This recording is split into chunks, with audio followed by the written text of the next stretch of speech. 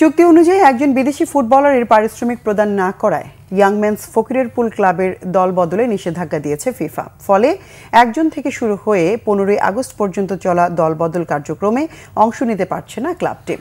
2023-24 মৌসুমে পেশাদার লিগের দ্বিতীয় টায়ার চ্যাম্পিয়নশিপ লিগে চ্যাম্পিয়ন হয়ে প্রিমিয়ার লিগে উঠেছে ফকিরেরপুল ইয়াং মেন্স ক্লাব।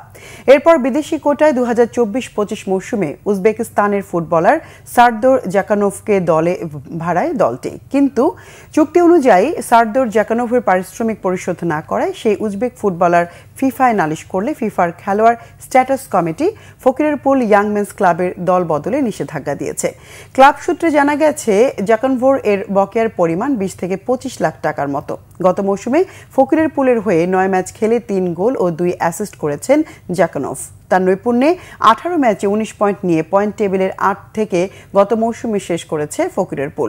গত মৌসুমে চ্যাম্পিয়ন্স মোহামেডানকে হারিয়ে জায়ান্ট কিলারের ঐতিহ্য ধরে রেখে সাড়া ফেলেছিল ক্লাবটি। এদিকে বাংলাদেশ প্রিমিয়ার ফুটবল লিগের 2025-26 মৌসুমের দলবদল 1 জুন শুরু হয়ে 15 আগস্ট পর্যন্ত চলবে। ফকিরেরপুল ইয়াং মেন্সের ফিফার নিষেধাজ্ঞা 15 আগস্টের মধ্যে প্রত্যাহার না হলে ক্লাবটি খেলোয়াড় নিবন্ধন কার্যক্রমে অংশ নিতে পারবে না। দল সাজাতে হলে 14 আগস্টের মধ্যে ফিফা নিষেধাজ্ঞা উঠিয়ে নিতে হবে।